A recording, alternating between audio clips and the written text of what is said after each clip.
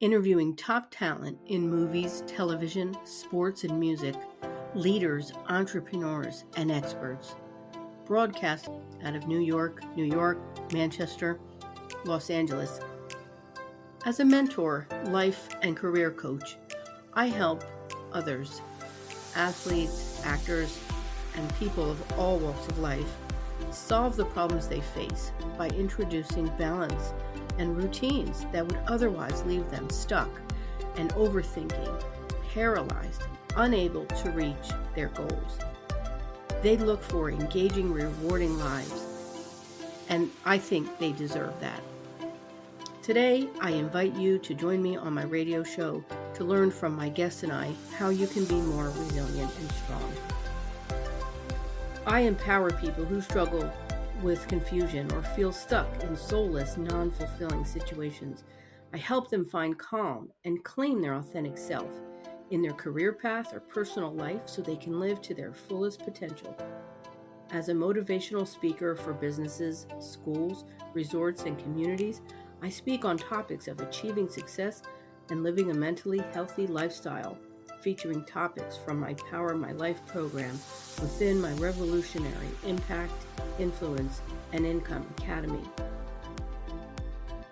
I inspire the world as a radio journalist, author, life coach, career coach, resilience expert, mental health advocate, and most recently as a society writer for Transatlantic Today magazine.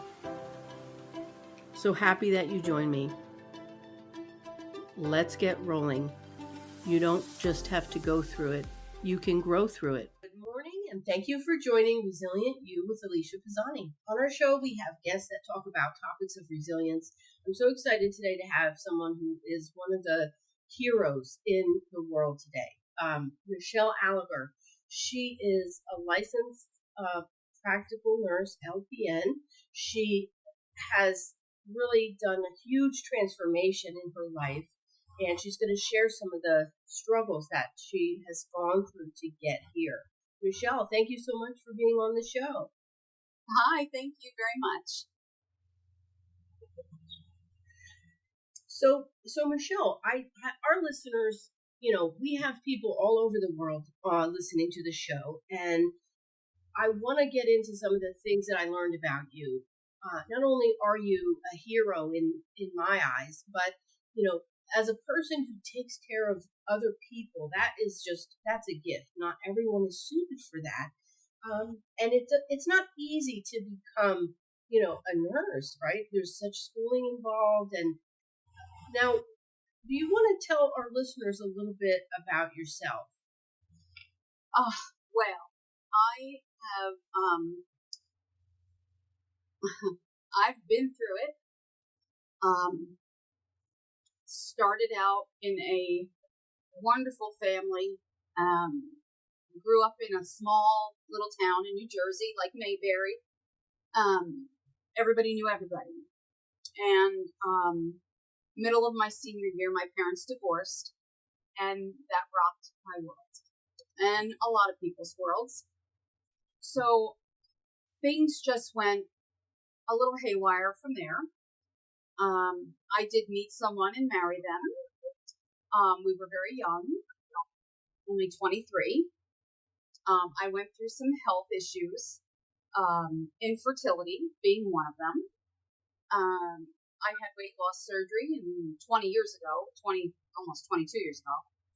And I lost 100 pounds and ended up having 2 children back to back after being told I was never going to have kids. So a lot of what I use in my life or how I take care of an individual, I take from my personal experience, how I felt as a patient or I felt as a human being, period, and how I would hope that I come across and how I treat people. But again, like we had spoken off of camera, I am kind, considerate, and I'm there for anybody, but don't cross me because I'm not weak. You understand? There's a difference between kindness and weakness. And a lot of people mistake that, my kindness, that I'm weak, or that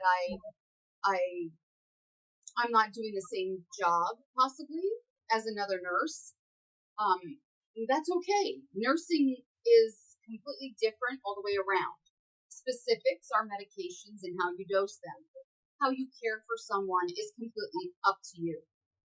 Okay? And that's how I see it. You have to be professional, obviously, but you also need to have a heart.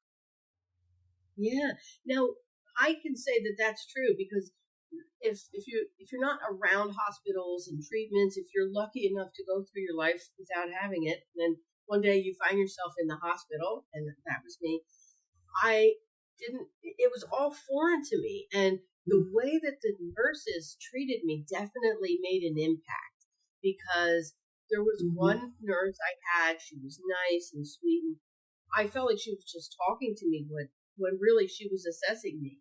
And my pain and everything, levels and all. But when the other nurse came in, this woman was older. She was in a hurry. You could tell she didn't want to be bothered. And so the demeanor really makes a difference. And so, Michelle, you said you take from your personal experiences. So your parents were divorced, and you said a lot right there. So let me just back up a minute. You said that your parents were divorced.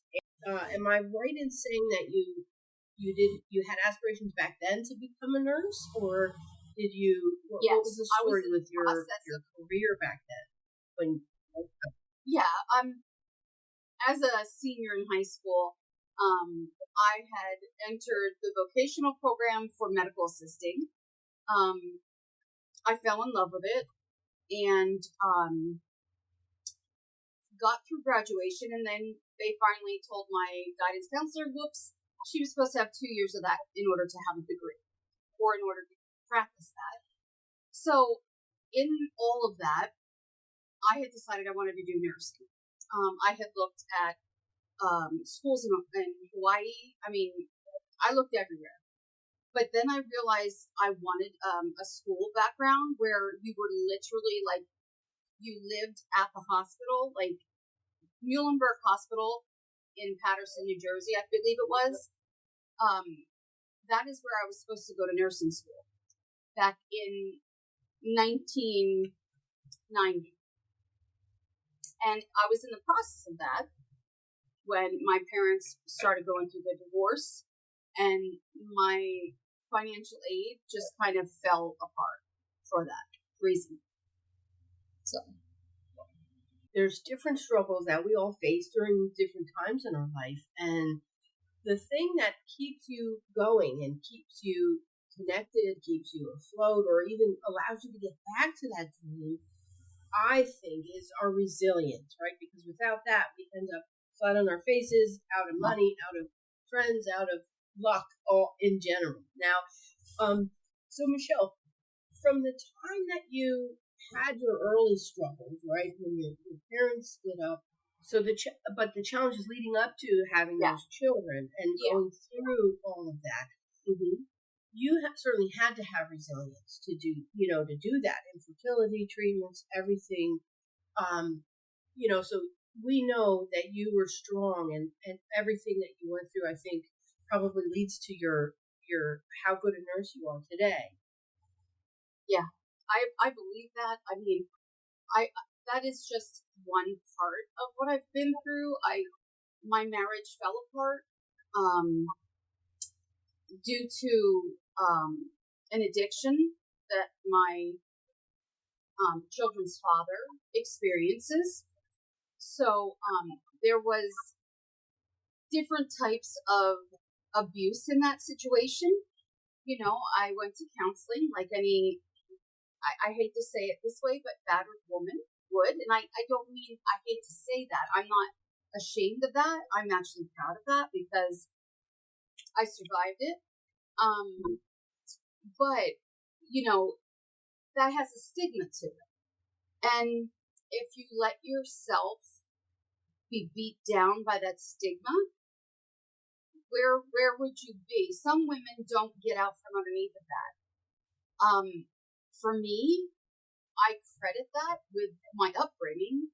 I had a very strong-willed mom who was 4'11" and feisty as hell, excuse my language, and my father, who was brilliant and business-minded and a provider, greatest provider that I could imagine. So on both spectrums, I had a wonderful father for different reasons, and I had a wonderful mother who built my self-esteem because I was always told, you're beautiful.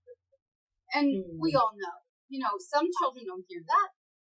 I believe that because I did, and I was pushed to sing, like, because I had a voice, and my mom said, well, do it. Don't stop. Don't let your weight stop you. I played softball, for a high school team. I mean, I never stopped believing that I was going to be, if that makes sense. I was in musicals, I sang, I played sports, I was friends with anybody. I can't say that everybody has continued to be my friend, but that's all right. It's difficult to go through life at this stage at 51 years old, almost 52, and say that I haven't made mistakes. Well, believe me, I've made many mistakes. We've all had struggles. We've all gone through stuff. It's how you come out of it, or who builds you, or who you build around you, that helps you get through that. And whether best friends stay best friends, or they grow apart because they're not the same type of people. I've experienced that in my life as well. And that's okay. I am not ashamed of who I am. And I'm not ashamed of who that person is either. It just struggles. Struggles have gotten me to be resilient and be proud of where I'm at, basically. Yeah, well, Michelle, everything that you've said, you have been through a lot, and I know because one of the supports that you took advantage of was the connection to getting that help when you needed it. So back when we first connected on, years after being friends, years later, you came to me for guidance on your career and through some career counseling and the different steps. Tell our listeners a little bit about that experience. After my marriage ended, I decided that I wanted to go in the healthcare field, which I did. I took care of individuals and like personal care. Through that, I moved around a little bit from place to place, and I felt lost, like I was losing myself or losing my dream. And I had to get myself back and center myself. And then I moved to another state. I'll say it. I moved to Pennsylvania, and I went to school. It only took a year. It was for medical assisting. At the end of the year, I graduated with 4.0. Coming from a kid who could have cared less about my grades and school. I was there to have fun, sing, play sports. That was it. But right there told me that was the right path. But I didn't know where to go with it after that. I didn't know how to promote myself, because that's what you basically have to do when you go and apply for a job and you have your interviews and whatnot. You're promoting yourself. You have to find out how to do that, and your skills and your guidance helped me do that.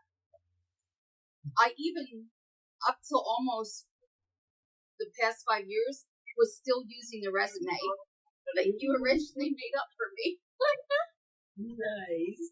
Yeah. Well, I'm still here. I'll still help with the career coaching. It's part of what I do. Yeah. I'm launching a new program too, Michelle, for women like yourself. If you're listening right now and you're looking for a change in your life, or you have that thing that's tugging at you and pulling that you're ready to make a change, you had to get back to yourself or get into that thing you've never had a chance to do, you can reach out to me. But anyway, that's a whole nother thing. We can connect on that. But Michelle, so going through that process of putting it all on paper and talking about yourself and like learning how to interview, how to do all of those things. I mean, that kind of landed you then as a medical assistant, right? Yeah, definitely. Most certainly did. Nothing that that was in my resume or was in your advice was made up or fake, which I really appreciated. You were very considerate in asking me what I wanted out of that resume, what I wanted out of the advice you were giving me, and it was just to be me, period. And let your skills and let your light like shine through. Like, don't Yeah, I love that's all that. I could say. Yeah, that's great. And that's what I do. I bridge that gap between people and where they are and where they want to be. And it just comes so natural to me. And so I've been through changes. I've had things, challenges. And I remember years ago, and I'll just talk about you for a minute, when we were younger and you knew I was going through stuff and you really didn't know how to help or what to say or what to do. You were there for me and you as a friend, and you didn't have that expectation, but you built me up. So through your words and your wisdom, and I'm sure you do that with your clients today. Yeah. I want to jump into an important thing about yourself. You are strong and you're resilient and you're tough. So tell me about what you were doing just before you became a nurse. Well, I for the 2 years that I was in school, I worked for a medical company that was contracted into one of our county jails, and I didn't shy away from it. I'll be quite honest with you. I went for the interview and it gave me an address. The address was what it was. And on one side of the street was the jail. On the other side of the street was a nursing home. And I'm thinking to myself, it's telling me to go to this jail. Why is it telling me to go to the jail when I should go to this nursing home? And I went in and I said to the woman behind the glass, I said, I said, I don't know if I'm in the right spot, but I think I'm supposed to have an interview with a so-and-so. I don't want to put names out there. And the woman was like, oh, yes, I'll go get her. I was like, holy cow, like, what are you talking about? I'm in a jail. I've never even gotten a ticket, I think, once in my life. So, again, knowing me, Alicia, I don't judge anybody. I feel like, who am I to judge anybody? Because I've been there. I've been there, and those people don't need to be beat down, or nobody needs to be beat down, period. End of story. So my approach to anybody, and even just recently is one of my son's friends who was struggling. I had never met her. She woke up in my home. We went somewhere. I bought her some clothes so she had something on her back. And for 3 days straight, the girl messaged me. She's like, you are such a role model to me. I've never had anybody do that for me. And 16-year-old kid. And I said, I know that is my personality, but to hear somebody appreciate it was wonderful. And that I'm going to bridge back to the jail. I have met some people that are very animated, They have lots of stories. They have lots of struggles. And they're in jail for one reason or another. My job in the jail was a registered medical assistant. So I took up and did things for them as far as their vital signs or checked on them on a daily basis. So going from that and these people trusting me because I told them from day one, I'm not here to judge you. I am not the judge, the jury, or anything like that. I have nothing to do with the law. As a matter of fact, when I used to bring them through the gate, is what we called it, they had to answer some questions. And when they didn't answer my questions or wanted to spit in my face, guess who spit back? Hey, that is no joke. I spit back, and I would say, in a few choice words that I won't use here, asshole. It's the F word. I can't even tell you. Okay. It is as real could be there. Okay, you're put into a situation. These are murders. People who commit crimes who don't bat an eyelash at physical confrontation. Who are you? Right? Yeah, who are you, bitch, to talk to me? Who are you? And my response to that would be like, listen, I could be your worst effing nightmare. Okay? I said, you will either be sent to a hospital or you'll be allowed to come through this gate. Which one would you rather? Okay? So let's get the ball rolling. And some still would fight me. And again, then I'd look at them and I'd say, listen, I have nothing to do with the law. I don't give a shit about the law. Listen, I'm here to take care of you. Are you ready for me to take care of you? If you are, answer my effing questions. And they'd be like, oh, well, all right. And then you'd get them to answer these questions. Plain and simple. From the moment that some had been there almost the whole 2 years I worked there. Like they came when I first started and were still there when I left. And numerous people. We had male and female. We even had juveniles. Okay. You have everybody from child support offender to a child pedophile. Okay? Murderers, gang members, you name it, we had it. We did have a very famous person there who, within this past year, was in the news, and I had to take care of them personally. And while I was in school, my schoolmates were like, oh my God, Michelle, how did you do that? Like, ew, I couldn't even. And I was like, oh, why would I do anything other than what I had to do? You know?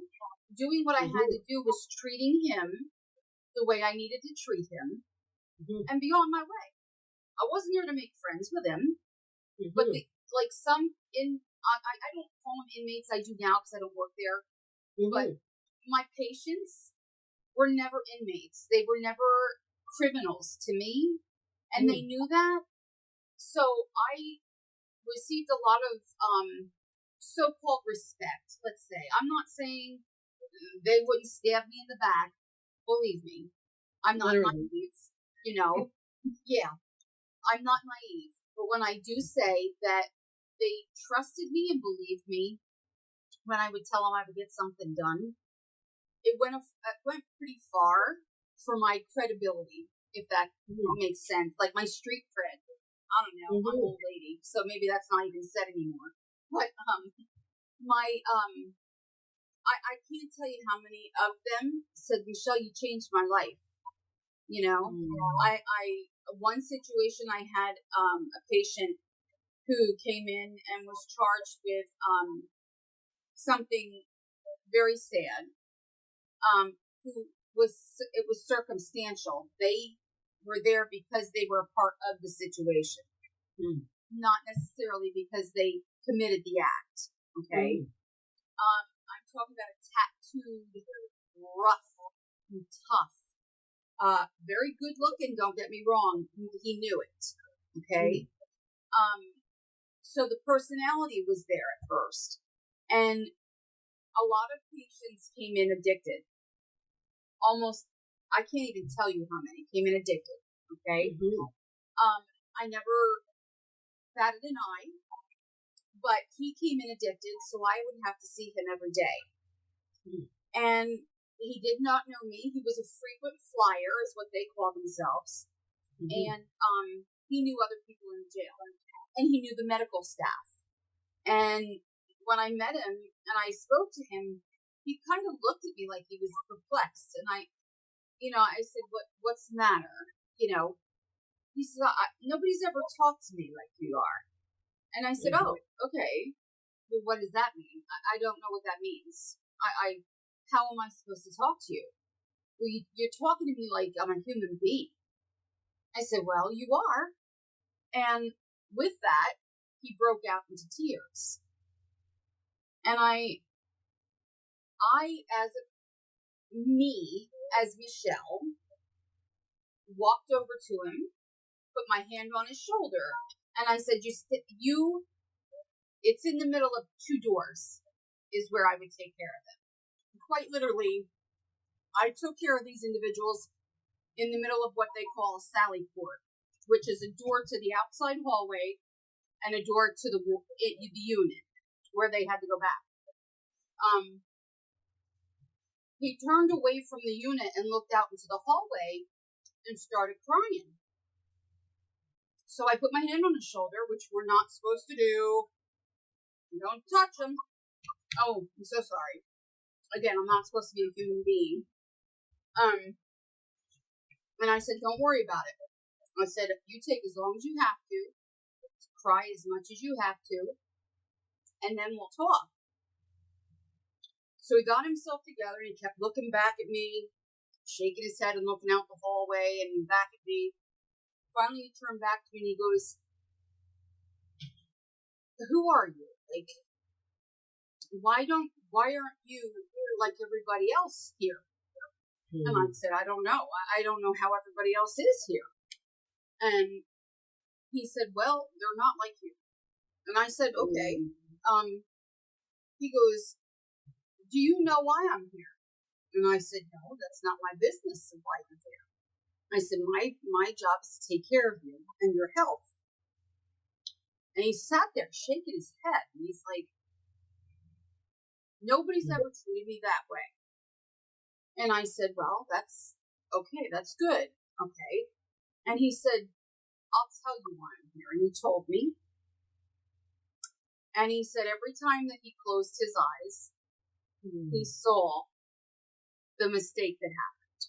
Okay. Which it threw this kid for a loop. And I say kid, he was a man, but he was a kid to me. So we talked, and then he went back to the unit. And we talked again the next day, because I had to see them for 14 days, okay, until they detoxed. And then that would be the end of that. But I still would see these people because they were on the same unit, but other newer people would come in addicted. I mean, this was an everyday thing, okay? So I went on the unit, and I'd be like, if it was out of control, loud, me, you know me as a loud person, I would walk on the unit and be like, yo, shut up. I'm here now. Let's get this rolling. Oh, Miss Michelle's here. Okay. Boy, okay. And then they would do their thing for me. Okay. Because I respected them. Because I gave them that. This guy came over to me probably 2 weeks out.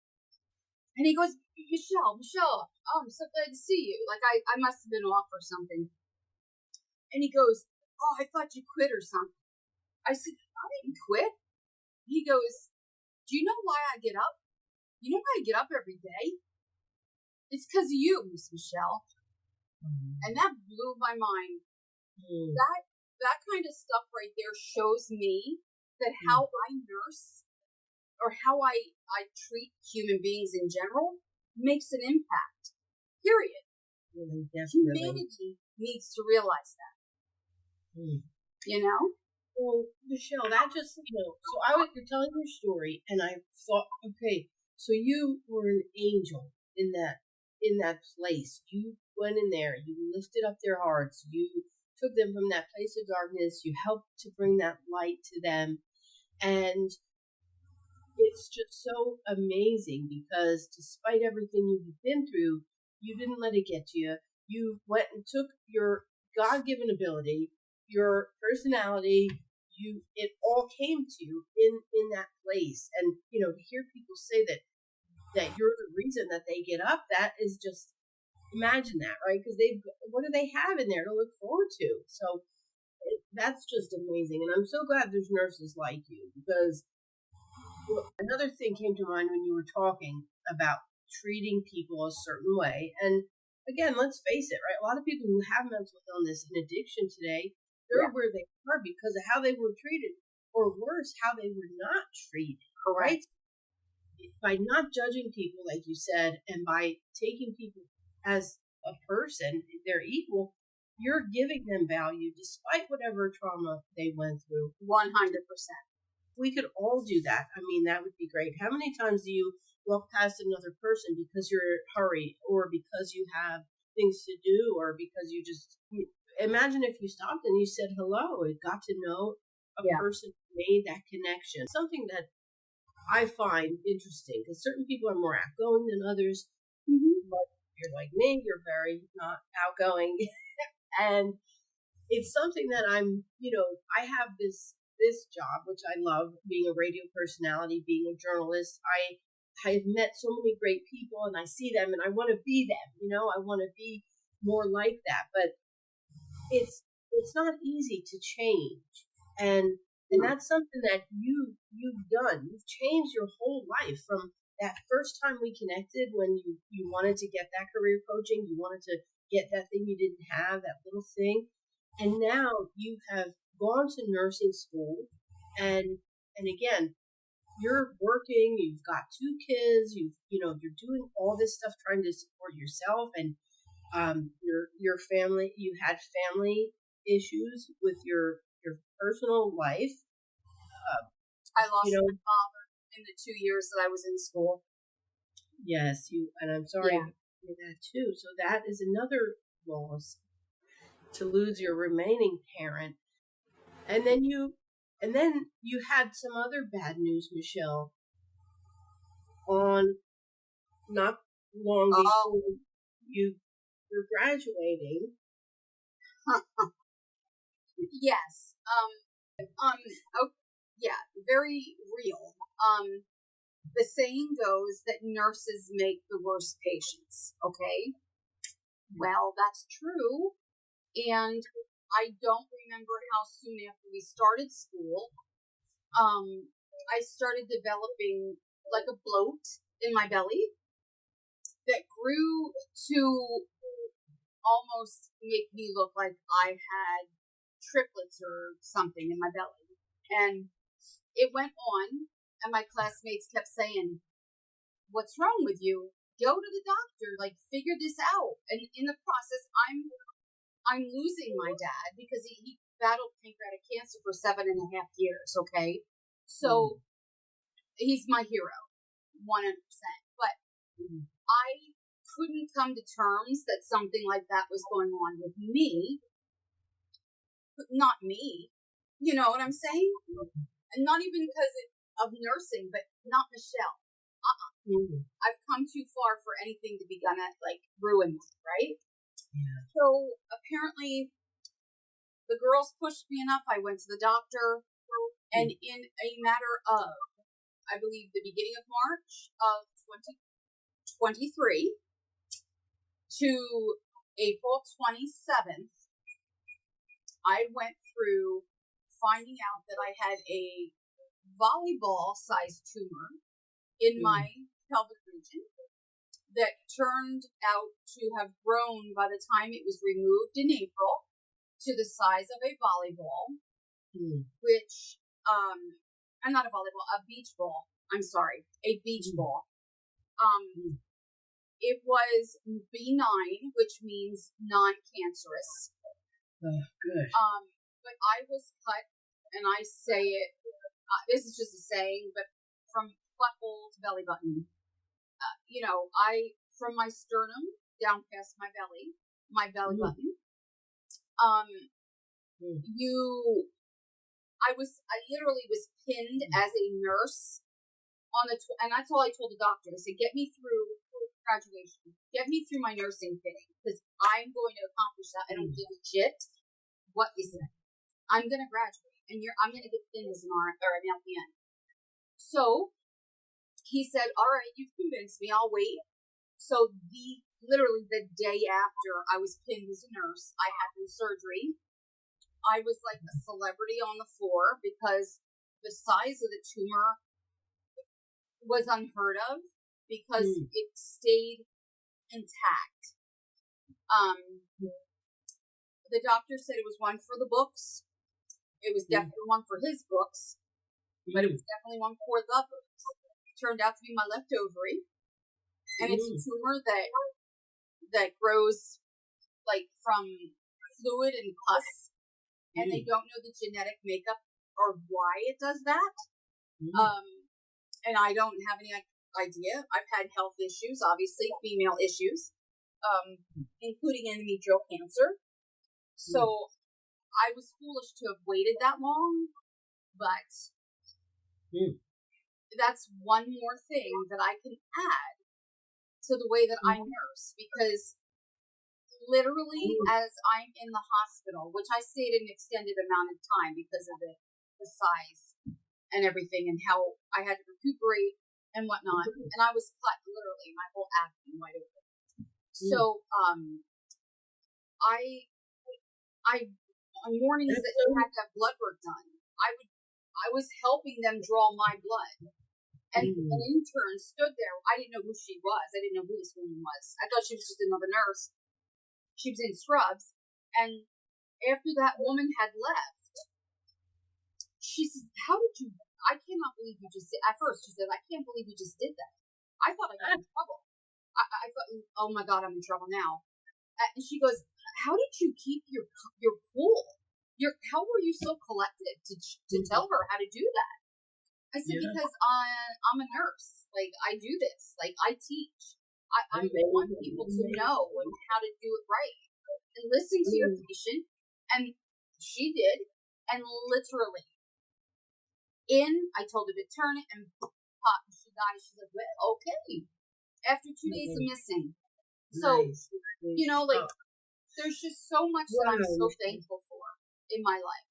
Yeah. Well, that is such courage and bravery, and stupidity.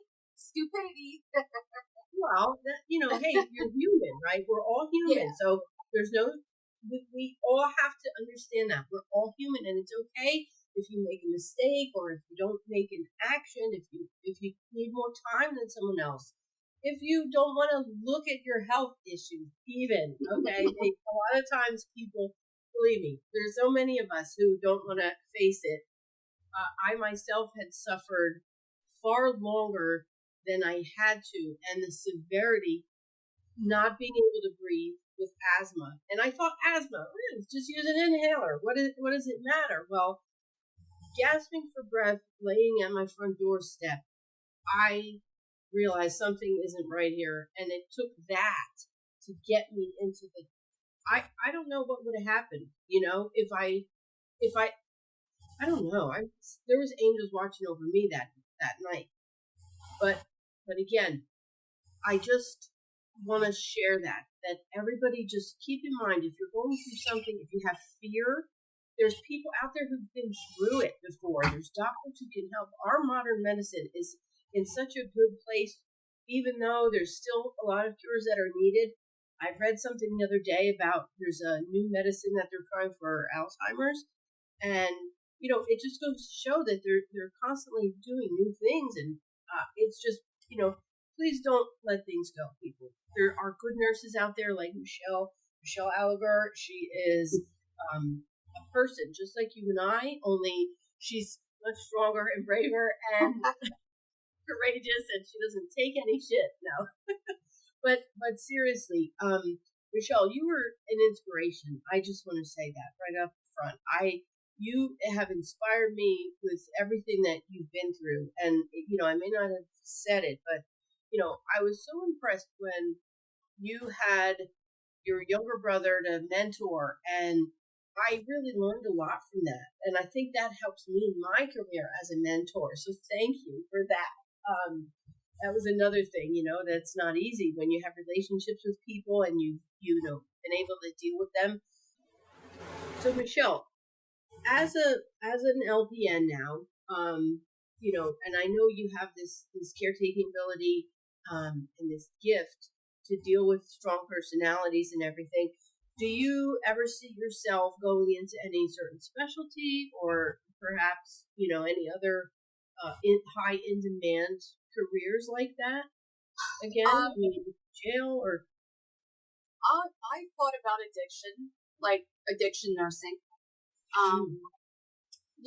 I've thought about, everybody thinks about med surg or ER or, OR, the blood, guts, and gore of it all. Like that's, I have to say, with what I've experienced in my life, losing my mom and the way that she passed was, another turning point, which made me realize that I could do what I knew I could do without thinking about it. It just came natural for me, even though I lost her.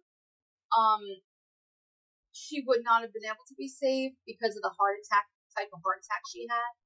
But I did CPR for 45 minutes and took the skin off my knees, not even realizing it was 45 minutes. It felt like 5. So with that kind of ability, I guess, to disconnect, and I hate to use that, but in nursing, you have to be able to disconnect from the reality of what could happen and do what you were taught to do, and repetition, whether that's nursing or whether that's in driving or that's in public speaking, which I've had experience as well doing it at the school that I graduated from. These are things that I don't know how to describe it. You just know. When you know, you know. And I reached a point in my life where I know this is what I want to do. I have a lot of changes still coming my way. The loss of another relationship, which is okay. It's mutual. But I, in the past, probably cowered in a corner and just went internal and completely shut off. I see things so much differently now that, like, I am 51 years old and half a century old, that there's no need. There's no need to put more hate out there in the world. I'm Amen. still supportive towards him. And that's just the way it is. I've never, well, except for one or two, I can't say never, I'm not perfect, ever had a relationship that I didn't remain friends with them. So I'm a weird person, but it's true. It's very true. So Michelle, a lot of what I'm hearing is that you have been in situations where you had to deal with the loss. You had to process it, to carry forward and be resilient, to come back again. Something that people do a lot of times in relationships, they do that, right? They kind of either wait for things to get better or they, but I'm hopeful for you that you'll have better things coming your way. I'm sure you will. So Michelle, what would you tell, for our listeners out there? Michelle is a LPN, a nurse. She battled through many struggles to get where she is. She's a story of empowerment. She's a female leader in her industry, and she's made so many differences in the lives of others. Her story is so worth listening to and sharing. So make sure you share this episode after you listen to it. Michelle, what kind of advice would you give to your younger self, or to other women or men, anybody who's in those shoes of wanting to go into medicine or go into the medical field? What would you give? What kind of advice would you give them? Don't wait. Don't wait until you're older. Do it when you're young and you can be on your feet for 48 hours straight. Believe in yourself, because that's where it's got to start. You are worth it. I don't care who tells you you are not worth it. You are worth it. Don't listen to people putting you down. Okay, this is advice I can give them at the jail. This is why they love me. Because I would tell them, straight up, they'd say, "Oh, Michelle, you're not leaving us, are you, Miss Michelle?" And I'd say, "Listen, I don't know what the future brings, but I'm going to tell you right now, and you might have to cut this out, Alicia, I'm not sure, but I'd say, listen, I said, you're strong, you're powerful. I believe in you. You need to believe in you. Don't let no mother ever tell you you can't do anything, because they are wrong. You know that, I know that, and you will accomplish what you want to accomplish. Period. End of story." And you, knowing me, Alicia, when I tell you, those words came out of my mouth very frequently to many people. Even outside of the jail, I've had to tell that to people. And some it's impacted. Some were like, "Oh, lady, you're blowing smoke up my ass." You know what? Hey. But it's real advice. Yeah, and that's the beauty in this, right? That everybody, when you were telling me about the stories in the jail, I was like, in disbelief. I couldn't believe that you were standing up to these people who maybe didn't have the same judgment as me or you. They might not care. They might hurt somebody and not care because they're already in a bad spot. And to know that you were able to go through that and now inspire them with that same advice that holds true for other people, no matter if you're a kid getting out of school, whether you're in college, you're older, you're married, you're single. Michelle's words that you are strong, you are powerful, that we believe in you. Don't let anyone tell you any differently. You will accomplish anything you set your mind to. Those are words of wisdom right there. Those are going to take you far. And, in my story, when I was young, I grew up with abandonment in my household. I had a mentally ill mother. I had depression. There was violence. And I grew up long line of struggles, right? So when I turned 18, and I've said this before on my show, I'll say it again. I turned 18. I went to counseling, told the counselor my story. She said, "Well, at least you're normal." And those words were like, "What? I don't, it didn't feel normal." So truth was, I wasn't normal. So I had to go through it. I had to face those things. I had to face those demons, just like Michelle had to face her issues. And thank you for being transparent and sharing that story. That's amazing. I'm glad that tumor was benign. I'm glad that you are on your way now to better things. And if it's meant to be, I know you would help others if you did that addiction nursing. Of course, I thought of you in the OR nurse, ER nurse, babies. What is that called when you're a nurse for the new moms? Obstetrics, mommy, baby. Yes, you could be there. That would be wonderful. People like me, we had C-sections and we're all messed up. Same deal with that. We need you, Michelle. I had two myself, C-sections, so. Yeah. But again, listeners, I want you to know that, if you have something on your mind, you can get a mentor such as myself to help you, whether it's in career, personal. People in the world are out there to help. So keep it in mind that we're all resilient, we're all beautiful people, and despite whatever struggles we went through, we can take stories just like Michelle's of her journey to transformation and just see the amazing things that we can all do. So let's work together. And make the world a better place. Yeah, 100%. Thank you so much for being on the show today, and I look forward to hearing more from you on your journey again. All right, thank you. It was nice to be on your show.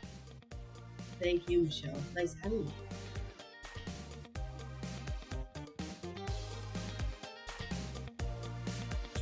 Interviewing top talent in movies, television, sports, and music, leaders, entrepreneurs, and experts.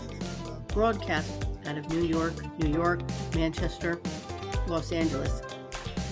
As a mentor, life and career coach, I help others, athletes, actors, and people of all walks of life, solve the problems they face by introducing balance and routines that would otherwise leave them stuck and overthinking, paralyzed, unable to reach their goals. They look for engaging, rewarding lives, and I think they deserve that. Today, I invite you to join me on my radio show to learn from my guests and I how you can be more resilient and strong. I empower people who struggle with confusion or feel stuck in soulless, non-fulfilling situations. I help them find calm and claim their authentic self in their career path or personal life so they can live to their fullest potential. As a motivational speaker for businesses, schools, resorts, and communities, I speak on topics of achieving success and living a mentally healthy lifestyle, featuring topics from my Power My Life program within my Revolutionary Impact, Influence, and Income Academy. I inspire the world as a radio journalist, author, life coach, career coach, resilience expert, mental health advocate, and most recently as a society writer for Transatlantic Today magazine. So happy that you joined me. Let's get rolling. You don't just have to go through it. You can grow through it.